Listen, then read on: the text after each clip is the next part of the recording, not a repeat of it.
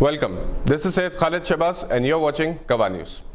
Just at a time when the United Nations Special Advisor on Prevention of Genocide, Adama Dieng, in a statement took note of discrimination against Muslims and religious minorities in India due to the Citizenship Amendment Act, another Islamophobic incident in Madhya Pradesh has come to light in what appears to be a secretly recorded conversation between the victim and the state's police. मैं गया, मेरे घर से 200 या 300 metre दूर कुछ police वालों ने मुझे रोका।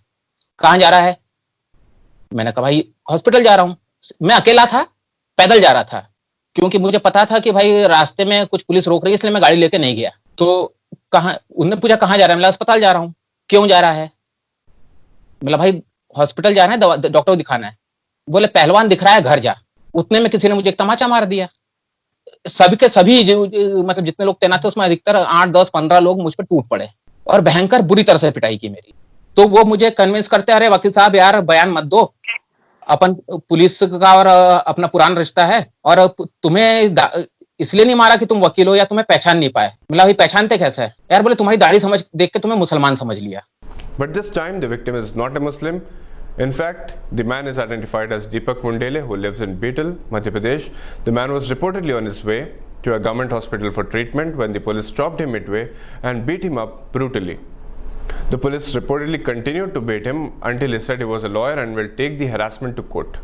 Deepak Mundele practices law but has been a diabetic for 15 years and has a long beard, and when the police saw him, they mistook his appearance as a Muslim and beat him, even admitting later that the police usually sides with Hindus in case of a Hindu-Muslim riot, and the officer who beat Deepak Mundele is a staunch Hindu and mistook him for a Muslim person.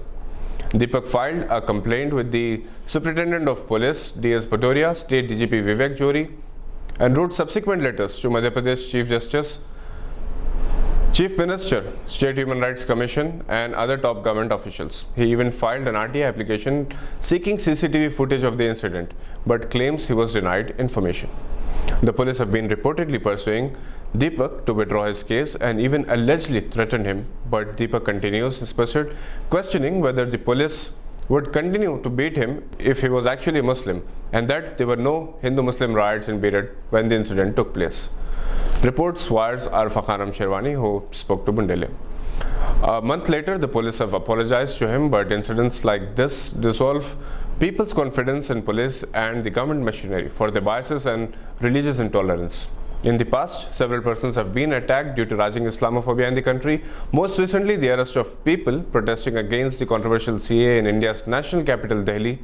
People who raised slogans such as Goli Maro, translating to shoot the traitors, fired at Jamia Millia Islamia students are still free, and those who peacefully protested against the CAA were arrested. Similar incidents of discrimination by the police forces of Gujarat and Uttar Pradesh states too have questioned India's declining capacity for religious tolerance.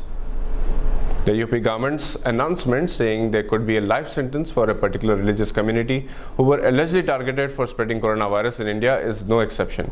It is a blatant example of rising Islamophobia within India's secular borders and comes at the cost of India's international reputation. Much of it at the hands of media acting irresponsibly and out of religious bias against country's second largest majority.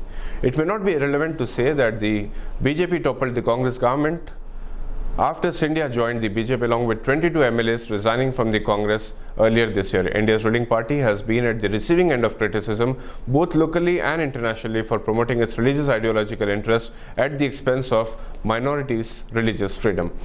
And so, the UN ambassador's message, strong reaction of the OIC, which passed a resolution against hate mongering, and Canada and New Zealand joining the list of countries expelling perpetrators of hate messages against Muslims from their countries, hardly comes as a surprise. That's all for now. This is Syed Khalid Shabazz and you're watching Gawah News.